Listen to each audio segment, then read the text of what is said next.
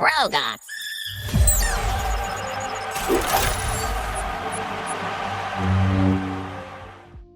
Well, yeah, welcome. Thanks for that intro, Dave. We're going to blast through from our twin suns happening there and go to the magic of the internet through the webcams. All the way from Birmingham, we've got Mr. Mark. I believe it's morning there for you and evening here for us. Welcome to the Senate, the Rogoth Senate. Thanks very, very much indeed for the invitation. How are you guys doing? Yeah, good. It's been a long day, but we're ready for some absolutely banging twin suns intel here. Yeah, definitely. Oh, yeah. Yeah, I think What we're all here for. yeah, well, for us, right, the reason we've got Mark on is he's a bit of a stalwart in the Twin Sons community. If you've been on any of the Facebook groups or Discord groups, you've probably seen his Twin Sons list. So for us here, we've made, I don't know, 3 sets now of Mark's lists to share around the stores to make it easier for people to They've been very popular, that's to say, yeah, for sure. That's good to hear. That's very good to hear. We had to buy a lot of Temu sleeves to sleeve up those bad boys, but we got there and we got them out to the different stores, and yeah, they've been getting a bit of love. So Yeah. And obviously we played around earlier, so yeah, I think it's a great chance for us to just catch up with you, Mark, and pick your brains on Twin Sons and the state of Swoop. Awesome. And, Just quickly though, what were you playing earlier, if you don't mind me asking? Oh, that's a bit cool. I was using your Jabba and Boba deck from the newest one. Yeah, So, I was on Jin and Saw. Yeah. Oh, nice. Very thematic. Yep. What was Matt on? He was on. What was Matt on? I can't. Terry was on Leia and Moth. Yes. Yep. One Moth. I need to rewrite that one. I'm not happy with how that turned out, and I need to redo it. So the thing with that one is because you can play all of the officials aspect free, whatever you want to do, the aspects you have access to through your leaders and your base are less relevant.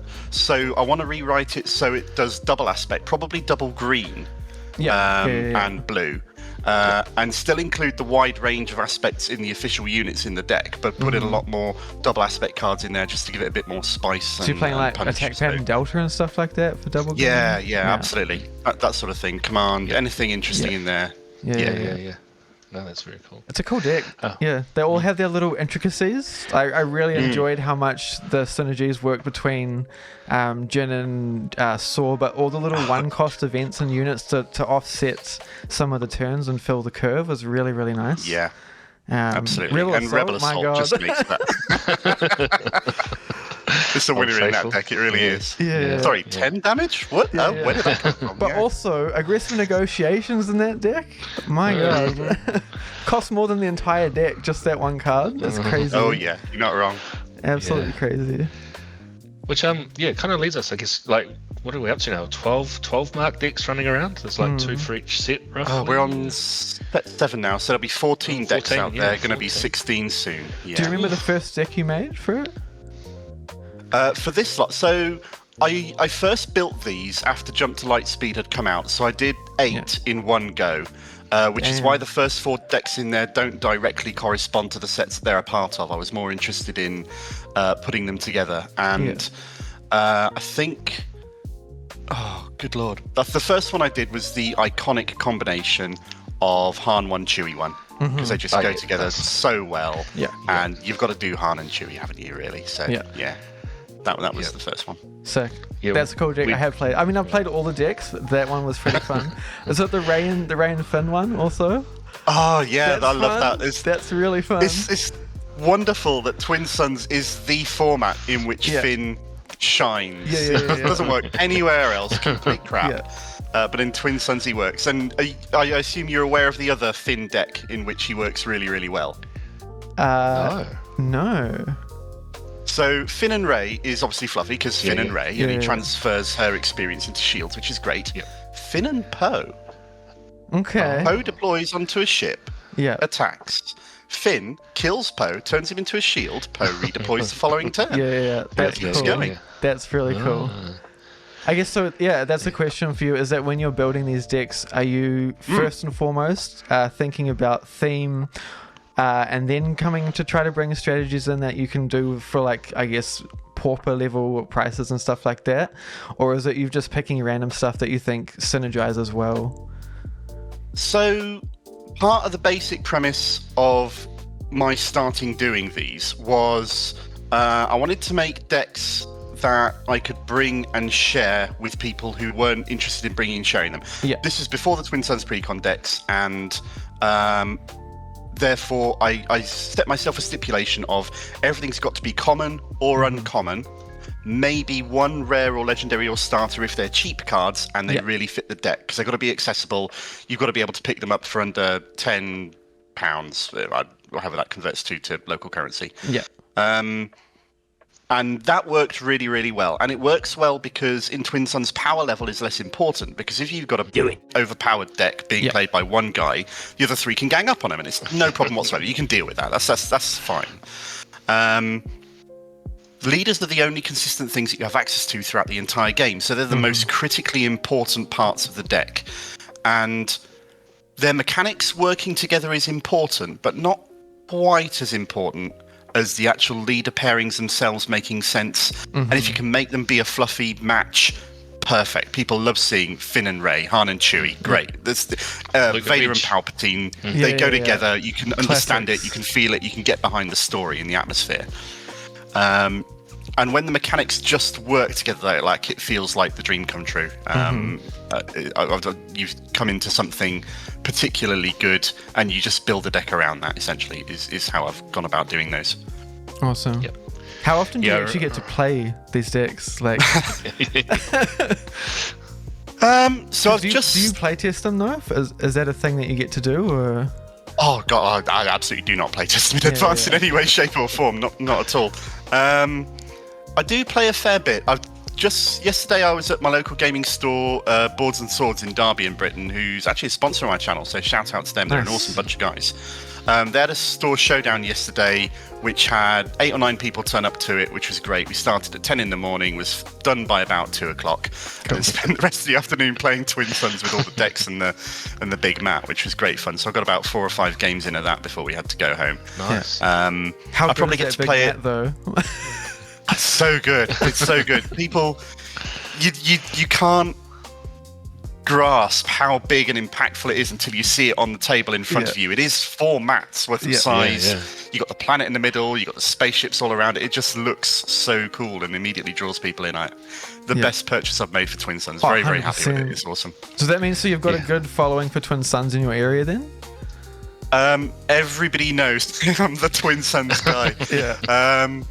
The Nexus guys did something at the start of Lawless Time out of London, where they ran a tournament. It was either on launch weekend or launch after weekend for Lawless Time, where we invited a load of people from the UK and Europe. We even got bet on round for it, which was pretty cool. Nice. I was commentating that one, and as people dropped out as the day went on, Victor from Nordic Takedown came up to me and went, Mark, where's your Twin Suns decks? I'm like, I didn't bring them. I'm commentating today. We're playing games. What even useful are you? What if you haven't brought your Twin Suns decks with you? No, very good. So, I mean, we do tend to have a few players now that carry them around in their kit, which is really handy. And the precons, right? The precons really put for a few players locally, because it was just, and obviously having new leaders, and like you said, they're very thematic, and they are built to work together. It makes a big difference. They've done so much for the game. Making these decks, as I say, was an exercise in having them available for people to borrow and try and play the game with. And when I'm at an event or a convention, people now know to come up to me and say, hi, can I borrow a deck? Yeah, cool, absolutely, go for it, knock yourself out. But having those precons available to purchase and buy, everybody knows that. They don't need to know if I or anybody else carries spare decks or anything like that. You've got the Twin Suns deck. Almost everybody's picked at least one up, which is wonderful. And I'm so glad that they've opened it up as widely as they have. Yeah. Because, do you see, I guess, the future? Are you familiar much with Magic's Commander? I'm aware of it. I've played it a few times. I am not in any way, shape, or form hesitant to say that Twin Suns blows the part of it. In terms I of agree. quality. I agree. I think that would maybe upset a lot of people, but I agree. If you're more concerned with playing the game and having fun, absolutely. Yeah. The fact that it's still each action goes around the table You're makes always it much involved more in some involving. way, and the game ending after the first player dies, so you don't have somebody sitting out for hours while everybody else does their Uber combos of Doom and other. There's no other combos bullshit. off for 20 minutes while you try to cycle through your deck and figure out, I've already lost that card. You know, it's way more simple. I love that they thought about that and made those changes to this game to make it more accessible and friendly to players. Yeah, it feels like Commander's original, story was to be played by judges at events, right? And so it was like still janky and casual, and it was on a side thing. Obviously now it's like the main show, but Twin Suns now feels kind of like it was supposed to be, where it's like this kind of janky thing you do as a side event, but so much fun and it's really quick, and absolutely still social, still political. For sure. Hot take, which I'm sure some people disagree with: Twin Suns should never ever be a competitive format. I agree. Ever. I agree.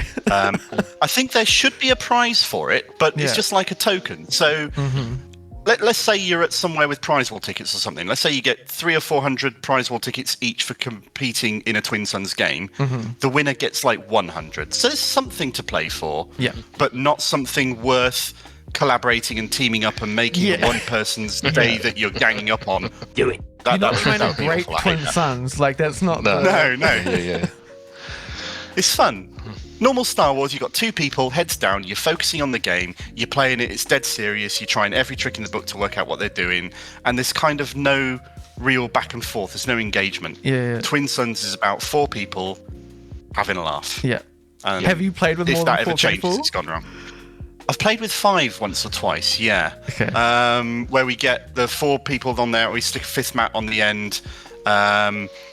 It's a little bit janky because you get a bit more time between the players going around, and the lack of an extra token doesn't help. I think 3 players works, but you lose some of the interaction and byplay. The fact that everybody gets a token with 3 players often feels a little bit off sometimes.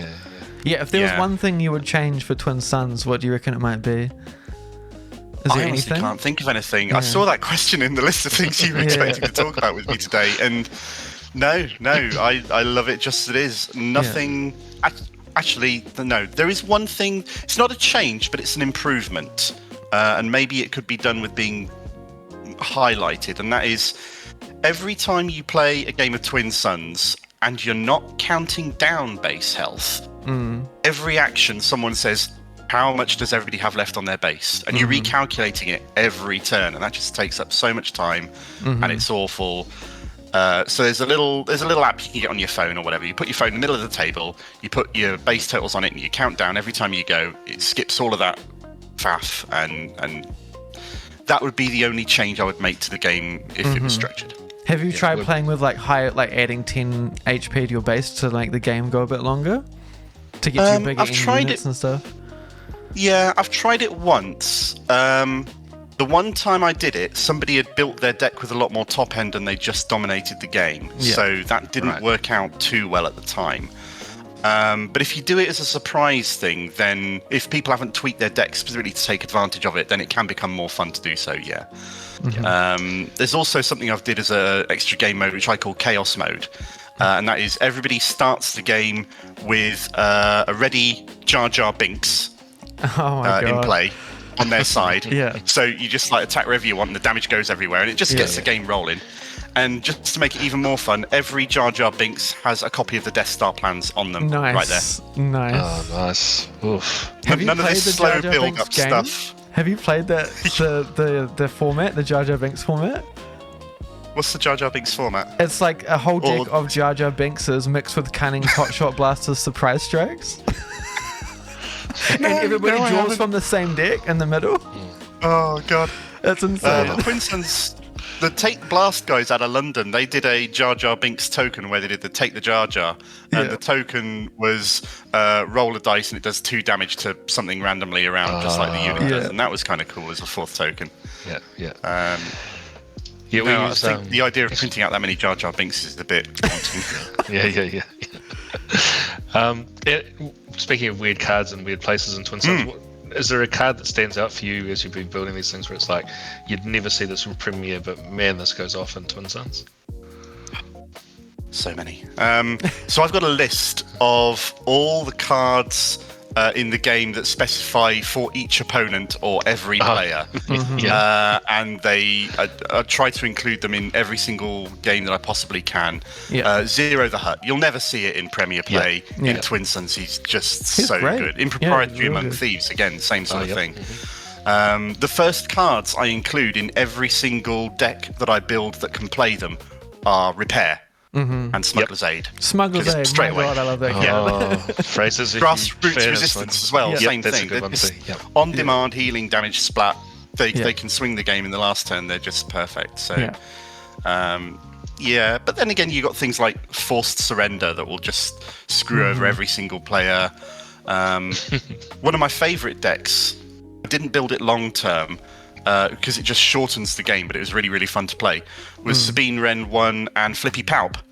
Oh, wow. Oh, yeah? Okay. So she'd just blow up the entire board every turn. He'd blow up the board and then heal yourself and flip every turn. And if you get Darth Treyer out and ready him, and then just do him multiple times a turn and blow up the board with Sabine Wren, that was kind of silly. That sounds fun. I stopped doing it because games ended on the 5 or 6 resource turn. They just didn't go on long enough to be satisfying. Yeah, well, actually, when I was building your decks to start with, there was a couple of things that came up, right? One, you used a lot of rare bases. So obviously... They're not expensive, as far as I'm concerned. No. They're around. They're easy to get hold of. Also, lower hit point bases I find have an advantage compared over higher ones. If you're a higher one, you're a target. So if you have a high hit point rare base, you get the downside of having lots of hit points, and everybody focuses you down. So that's kind of why I tend to go for the lower hit point rare bases. Oh god, absolutely. And Shadow Collective. Yep. Shadow Collective. That's another combo that I've wanted to build, which is Shadow Collective and new Grogu, who can deploy multiple times, and Bail Organa, who can deploy multiple times. That would be so fun. Because we played quite a bit of these decks at a con that was here, and we had the big Twin Suns met out, and that attracted a lot of attention, right? Fraser. So we got a lot of people come through and play Swoo. Excellent. Because they saw the giant mat, they saw 4 people playing together, and we could just chuck another person in. Us demoing, we could just jump out and throw another person in partway through. It didn't really matter at all. So we found that a really good way to kind of get new players involved. And then if you jump out, I suppose you could offer advice and show them what to do and talk them through what's in their hand and what all the processes are. Yeah, that's a really good idea. No, it worked really well for us. Yeah, because the singleton format makes it more interesting. They can be like, oh, I haven't seen that card before, and they play like 3 games. That's a cool part about that.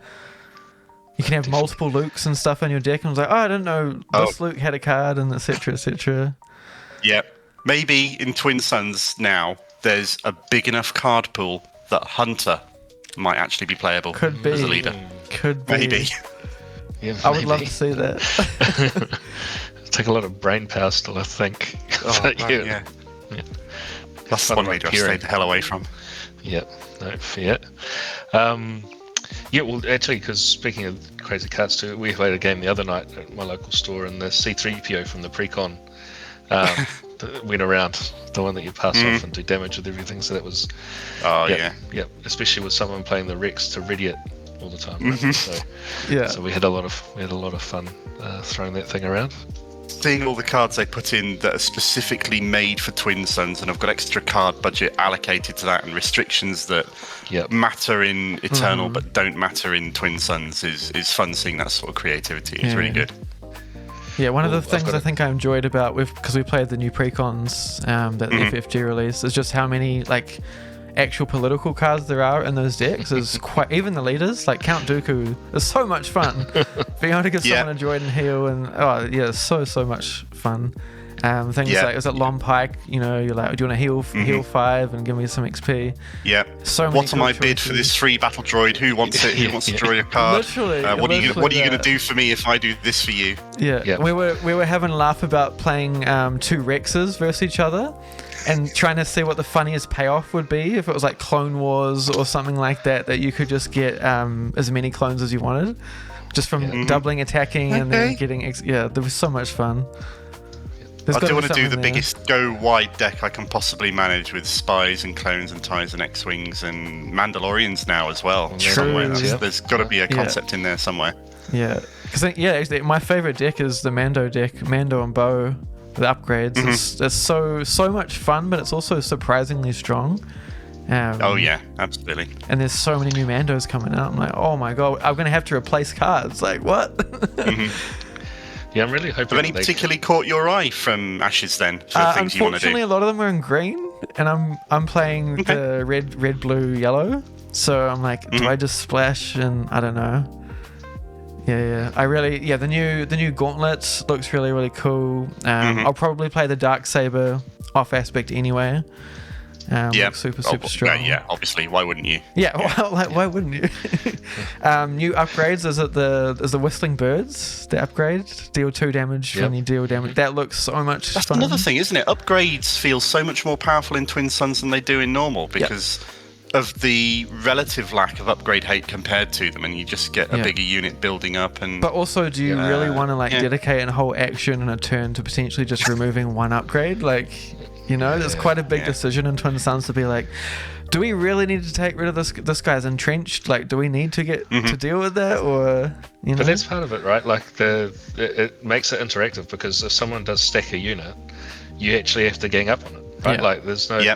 Oh, does anyone luckily have an outer rim constable? No. Yeah. Or a fang Who's fighter? playing Or that Confiscate one Ranger? rival ball in your deck. Yeah. Yeah. So it really, you do have to go, hey, Mark, we've got to kill this giant sentinel over here because we can't do it by ourselves with our 2 clones that we've got left. And somebody goes, I've got this one card that could help. If I do this, it'll open up this for you. If you guys do that, and then it goes around and, why didn't you do the thing? Yep. That's one thing I think with our group, we're too nice, because we do that stuff, but we don't stab anyone in the back, and we don't be like, I left you out to dry. I mean, I've learned from playing Commander in the past of being like, if you're playing in a regular group and people slowly learn that you're actually, the guy who goes back on their deals, not a good look. Oh, yeah. Not a good look at all. If you want to mix it up a little bit, may I recommend getting your group round and playing a game at 1 or 2 in the morning. When it's very late, you've all got very little sleep, and you've all had just a couple of drinks. Yeah. At that point, you'll start to see who people really are. The threshold of chaos. Yeah. Friendships may get broken. Yeah. I'd actually love to try that. Maybe that's an future episode. So how much? Mark was just talking to us before. He's going to the Galactic. So how much of your luggage space is going to be Twin Suns decks for this? Oh, far too much. Oh man. I was walking around the UK Games Expo carrying a bag with 18 Twin Suns decks in it. This is far too heavy. I can't manage this. Didn't do it. And I didn't get any games with it at all, so I went back and dumped most of them in my car after a really, really long hot day. And I wound up carrying 6 of them with me, as well as like my 1 or 2 personal ones. So I feel like that might be the sweet spot. As well as the 2 new ones that I haven't yet built for Ashes, but I know exactly what they're going to be. So I need to make sure I get the cards for those in time to take them. Nice, looking forward to those. Yeah, do you have a future idea of what the decks you might be building for these decks? Yeah, I'll tell you exactly what they are. I haven't written them yet, but I can Spoilers, tell you. I'm really happy. Exclusive. Yeah. There we go. I'm really happy with the combos that I've found and that FFG have allowed to be made out of these, because they are A, super fluffy, and B, really mechanically synergistic, and C, really Twin Suns friendly as well. So the first deck is the new Ahsoka, and the new Sabine Wren. Oh yeah, okay. Whose ability is a bit meh in Premiere, but when you're arguing over which of your opponents to give advantages to, it starts to become interesting. And then Ahsoka's ability doesn't say give a friendly unit an attack boost. So again, that adds in more interesting things. And of course, you've got Sabine and Ahsoka. It's the art from them together in the Ahsoka series working together. Yeah. So I love that combo. I think it's great. That's cool. That's really cool. That's very cool. What base do you think could pair with that? Oh god, what base did I put in with that one? It was gonna be what did I look at? Citadel Research Center. So this is the rare yellow base in Lawless.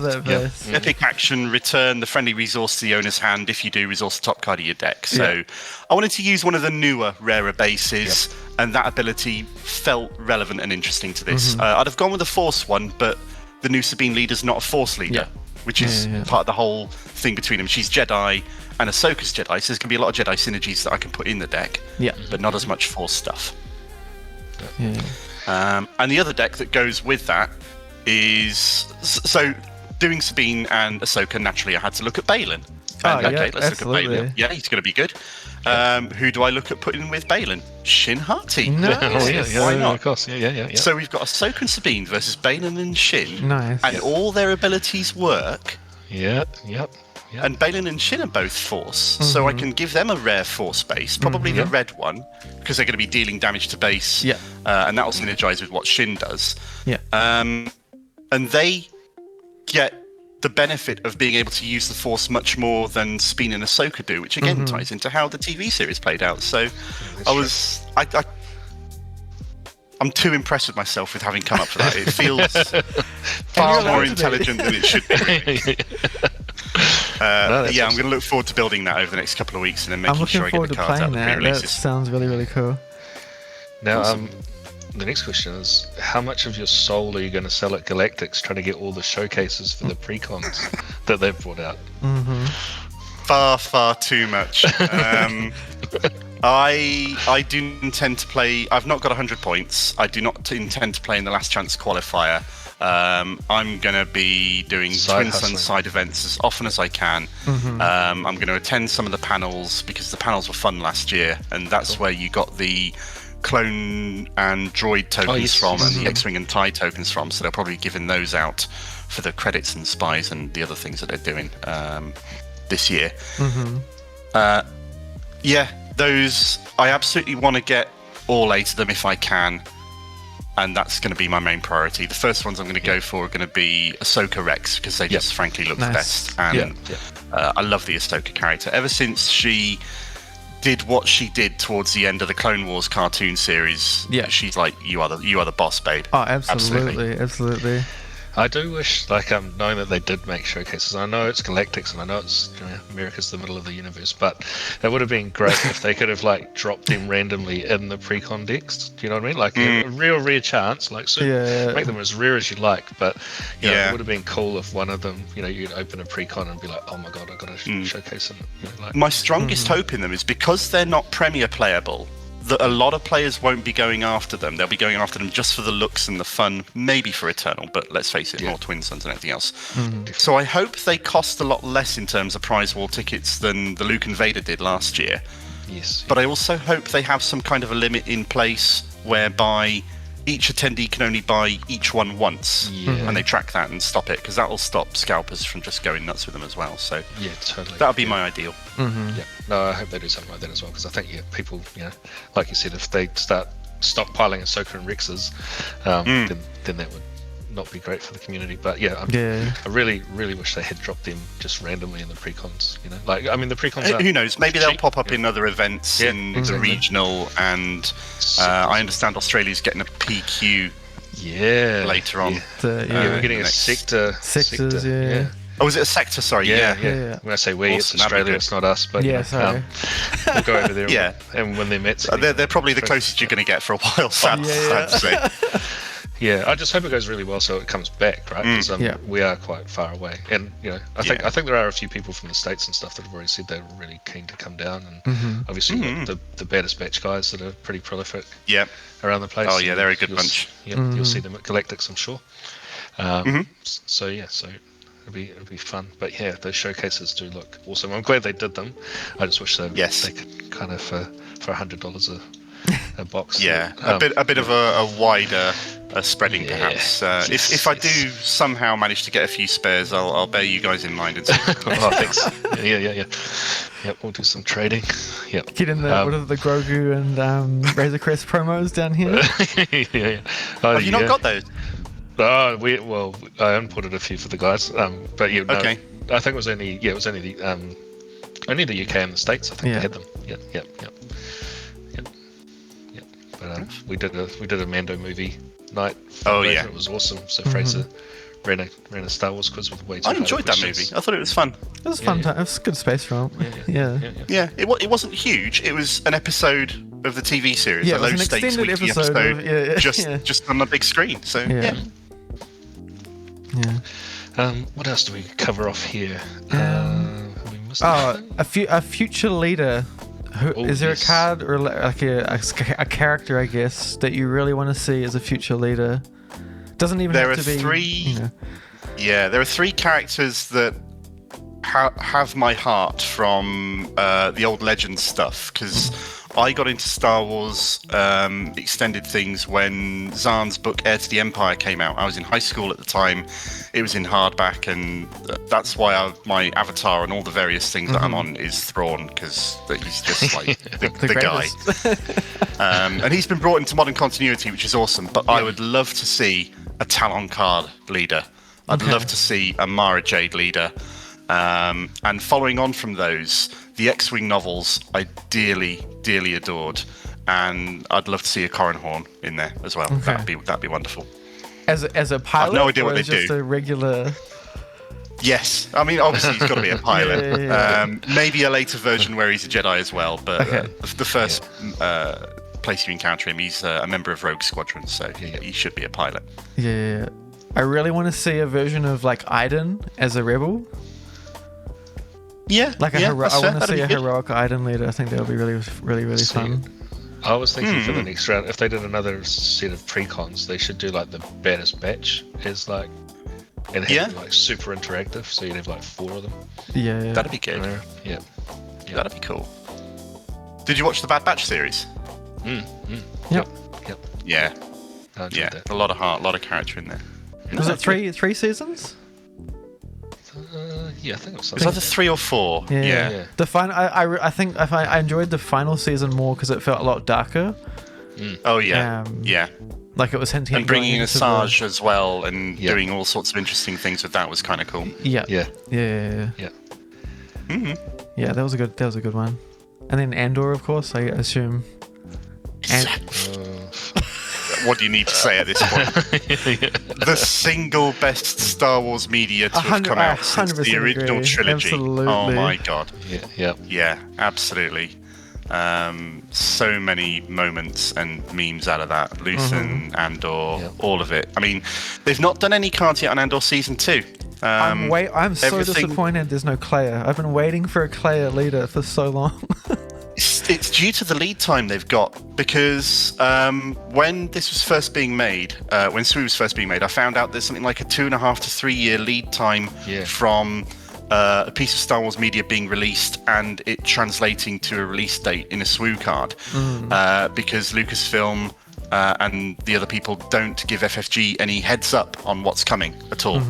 For whatever reason, which is why I was surprised we got the Grogu and the Razor Crest card to coincide with the film, because that was obviously a change to that. Maybe somebody in their marketing decided we need to do something with this. Yeah. That's interesting. I didn't know that. It makes sense. Because the print runs are so far ahead of the game designs. What do they keep saying? Yeah, Up to the like print's 16 or like- something like that every year. 6 to 9 months printing-ish, plus you've got the development time of the set. You've got the art involved. There's a whole bunch of stuff in there. Yep. So I guess that means we'll get to see Andor Season 2 stuff in a forthcoming set. I hope so. Be a bit of a no-brainer. Yeah. I guess we should start wrapping up a little bit here. I guess just asking you the future of Star Wars Unlimited Twin Suns. What are you hoping for? What are you dreaming? Just more, frankly. If they keep doing what they've been doing with regards to making sure key cards and leaders don't just specify friendly or opposing units and making it open, so that cards that you play in Premier that they're no-brainers you're going to play to benefit you or to harm your opponent, you can use in a much more open sense in Twin Suns. I just want that to continue, and I have no doubt that it will do so, because Elijah, who's the big Twin Suns proponent at FFG, is still so passionate about it, and he's there. He's got his hands on tweaking all the stuff to just try and change and make things that more open for them. I just want to see that continue. There's nothing specific and different that I want to see. I agree. Like, I think the precons, right, with the way that they design some of those cards and just the way that it's so much more interactive, and it's not, like, there's not that many Twin Sun specific cards in there when you think about it, like relative. Like there's a lot, but not heaps. And like it just, I mean, I'm sure you'll find it at some point. You'll be like, oh man, this Twin Suns card has to go in this deck that I'm making, from the precon, because it just makes so much there was a sense. bunch of those that made it into the Eternal PQs that happened here, that were won locally in the UK from people who are running Yoda And they put in the extra ramp cards in there and an extra form of control to boost that. Thing is so cracked that in was interesting to me. Yoda, oh my god. Yeah, that was wild. It's that But it's the Eternal, chip, so right? who cares, right? The green Yeah, blue it's all broken. So yeah. Yeah, that's the selling point of Eternal.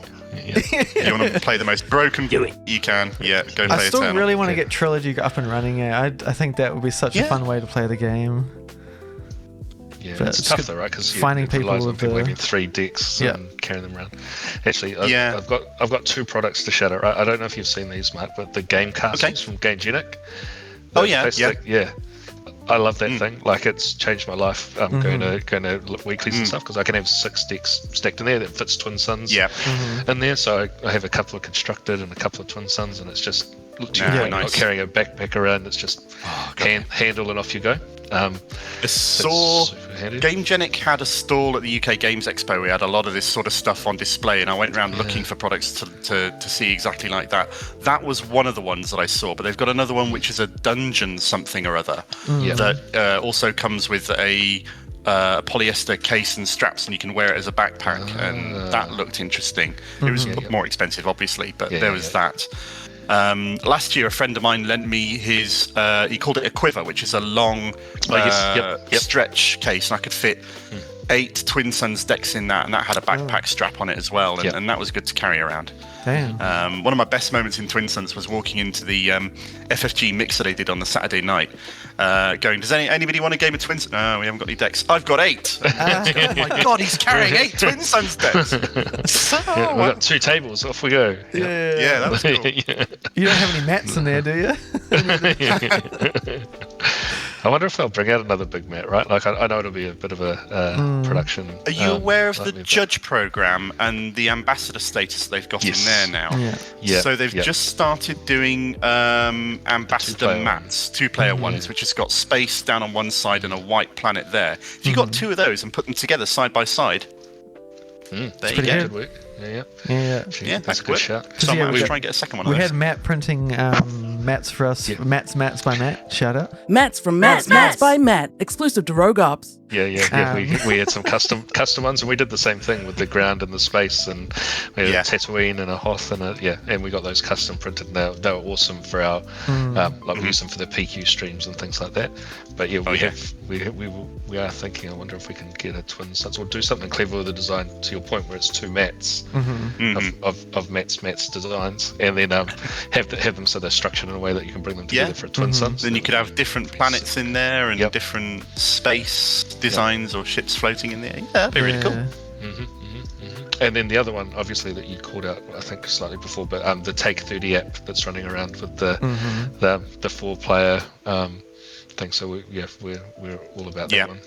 The one I used for that was a Magic the Gathering app called Lotus, which was free. But I've seen the Take 30 one starting to do the rounds as well. So that's good. Yeah. So Chris Tot, shout out to him. He reaches out to us because he saw us. He's actually done some work so we can hook up to the overlay as well. So Awesome. we'll be able to just push the buttons on the. That reminds me. I wanted to ask you guys for a piece of advice. I've not done much in the way of Twin Suns content on my channel because I have yet to come up with a good way to show the whole deck on one screen. You've got to split it up across multiple different slides and go backwards and forwards. Do you have a good solution for that? The only way that I've managed to do it, and it's tedious, is making multiple decks in SuiDB, and you just export each one so that you can then, if you want a transparent background or whatever, you can do that. But then you can organize exactly where it goes and that kind of thing. It's tedious as hell, but it looks the best at the end. Because you can really arrange how you want to put it out. It just means you've got to make multiple decks. Fair enough. Yeah. I suppose, or maybe taking multiple screenshots of the deck list and cutting it up into different bits and maybe rearranging. Yeah, I mean, I've just done it where I've literally done multiple decks. So I do all my 1-drops and 2-drops in one deck, all my 3, so that you get a better view of it, and then you do your leaders separate. And then, that's a good way to structure a deck tech as well, of course. You start off with the turn 1 plays, and you start off with like the 3s and 4s, then your late games and leader deploy areas, and then you've got your non-unit stuff. So you could even split it into probably units and events as well. If you wanted to, would get you to like 40 to 50 cards on something, and then that's the one thing that's missing a bit from SuiDB, right? Is like yes, it brings up the images, but there's no way to really customize the sorting of the image, right? Like, No, there isn't. yeah, it just kind of spits it out in that order. But it would be nice if they could do that. Yeah, because Twin Suns is a unique proposition, right? With the 80 cards. So the guy Parker who runs ThruDB, he is open to this sort of suggestion, and he puts them in as things that he can do and tweak.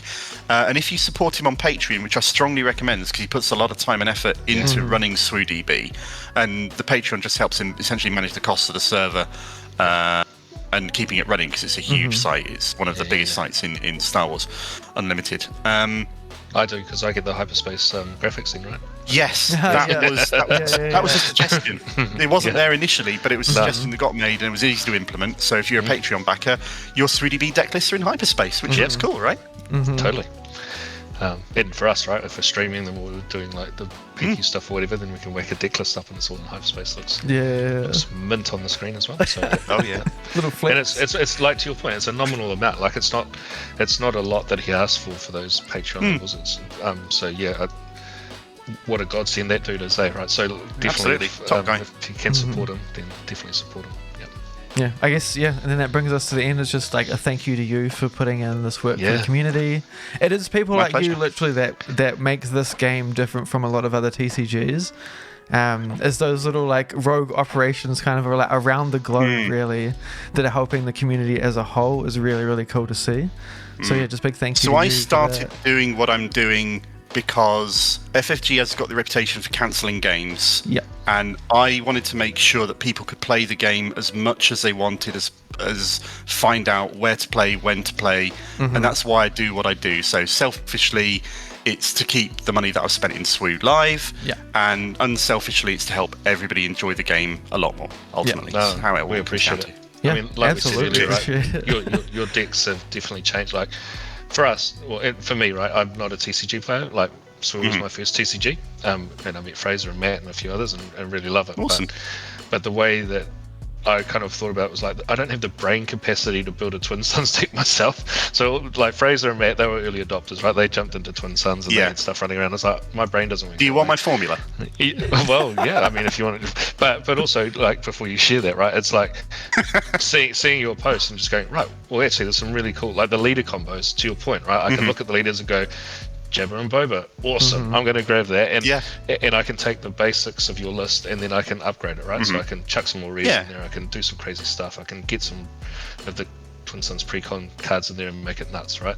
So, absolutely. So I think that, like Fraser said, it's people like you that are, like, just make it easier for people, right? Like, and people like Parker that make, ThruDB has made it way easier for people to build things. So to take 30 guys with Chris, hey, now it's an easy app to get that stuff running. So yeah, to Fraser's point, very kind. Thank you. Lots of people around, and you're one of them. We see you all over the place on Facebook and Discord, and we definitely appreciate it. So go on then, tell us your formula. give us the secret sauce. No worries. Yeah. So this is basically an upscaled set of the percentages that you work to with a 50 card deck when you get right down to it. So I work to making these decks, at least, and these formulas can change if you've got good reason to change them, as with all such. But there's a baseline. I work to 20 turn 1 plays. I work to 20 non-units, events or upgrades, whatever you want to do. So that leaves 40 cards to fill out your curve from 3 up to about 7 resources, maybe a couple of 8s. Twin Suns games really don't tend to go on longer than that. The leader flips just tend to decide it one way or the other. And then I try and split the units as evenly as possible between space and ground, because why wouldn't you, now that there's a good amount of space units? It's just more interactive. Oh, I mean, it's that simple. Some of the early games, right, where someone would get a space unit out and it just sat there doing damage the whole game because no one else had space. Oh, you're not playing direct hit? What do you mean? Yeah. Sideboard. But no, really appreciate it, mate. I know it took us a bit of time to get together and talk, but thanks for doing that. No, not at all. My pleasure. Thank you for the invitation and everything you said. Cheers. No. And let's hope you have fun at the Galactics and get all those showcases. And maybe one day we'll be playing Twin Suns together. Who knows? Yeah, maybe. One way or another, we'll manage it somewhere. Yeah. Just before we wrap, if I can give a quick shout out to my team, the Buffer Network. who I joined at the start of this year. They're an absolutely wonderful bunch of guys. I got to give the UK Boffins their first taste of Twin Suns at the Sector in London earlier this year, and it was full of backstabbing and hatred and vitriol, and it was so much fun. And if you want to see any more of my stuff, then my YouTube channel is called Unlimited Power TCG. I share all the Twin Suns deck lists on there in the community text posts section rather than do videos on them. And I also spread them far and wide across, as you say, Facebooks and Discords and everything. So you can generally find them. Yeah, and if you want to find them on our Rogue Ops Discord, we have a dedicated channel just for that with them listed out. Yep. Yeah. I need to join that. I'm not a part. I'll have to go in there and add that to my circulation. Yeah, definitely. It's our little New Zealand one of 100-odd New Zealand players. So, yep, and we've got a dedicated channel that we post all those new Twin Suns brews in there. So, yeah, and then I guess now we're going to go see those decks in action. Yes, we are. Onwards. Yeah. Thanks, Mark. Thanks, Mark. Appreciate it. No worries, my pleasure. Cheers, guys. Awesome. Rogue Ops.